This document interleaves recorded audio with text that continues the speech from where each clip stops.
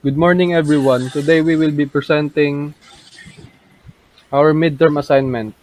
Our primary aircraft is SR-71 Blackbird, and our secondary aircraft is Lockheed U-2. To start our presentation, here's Miss Vicente for the fuselage part of SR-71 Blackbird.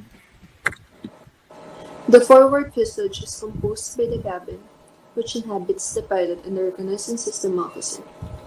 An irregular part circular fuselage that is used among other systems and elements to incorporate the front tank that fuels the engines. Similarly to the nose section, the principal shape of the frame is circular with the chines attached to them. The cabin has a very irregular shape, and the circular central form is altered with the supersonic and this circular central form is altered with a superior parabolic leg shape. The inner part of each frame for this section must have the space to fit a person. This cabin section's movable entry doors is shown in the image. As it can be seen, the shape is not circular and ends in a pointy edge from the windshield, and it gets more and more rounder as it gets to the more regular part that is located at the back of the front fuselage. This fuselage shape is relevant for the speed of the fastest jet-powered aircraft of all time, the Lockheed SR-71 Blackbird. For the wing part, the SR-71 Blackbird has a swept double delta wing. A delta wing is shaped in the form of a triangle. The name was derived because of its similarity to the Greek uppercase delta. The aircraft that we've chosen is suitable to have that particular type of wing characteristic because the delta wing has a unique aerodynamic characteristics and structural advantages. Since SR-71 Blackbird is a strategic reconnaissance aircraft, and is used for surveillance and spy operation, it is required to be suitable for high-speed subsonic and supersonic flights. That's why delta wing is the type of planform used in Lockheed SR-71 Blackbird. For the empennage section of SR-71 Blackbird, here's Genesis Panasares.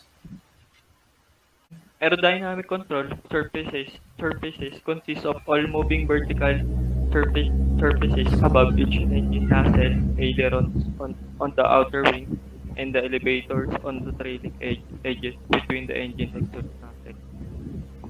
Vertical tail fin and horizontal stabilizer are constructed of composite laminated plastic type material to reduce radar cross section.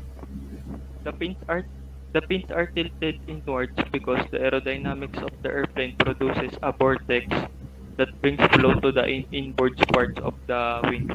The reason that the SR-71 was designed with inward sloping vertical stabilizers was still the inward angle was favored because it scatters the radar emissions from ground-based stations upward into the sky.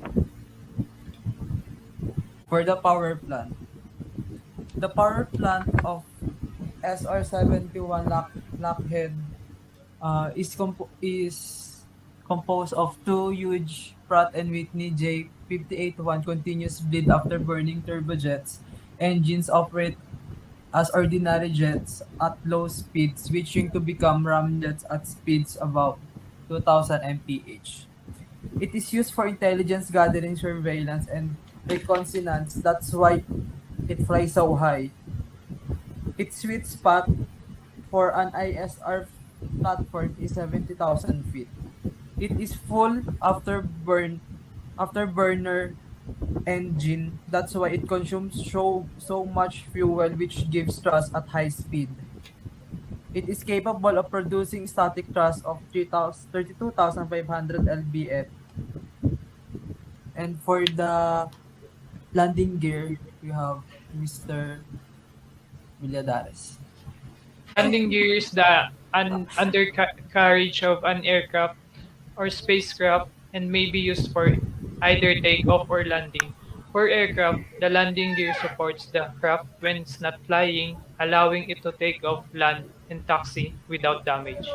Since we couldn't find specific type of or configuration of SR-71, we found the related landing gear of U-2 uses a bicycle landing gears configuration with a forward set of main wheels located just behind the cockpit and the rear set of main wheels located behind the engine.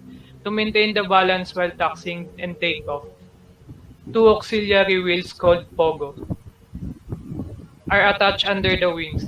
These fit in these fit into sockets underneath each wing at about mid-span and fall of at takeoff to protect the wings during landing and wingtip has a titanium skid. Thank you.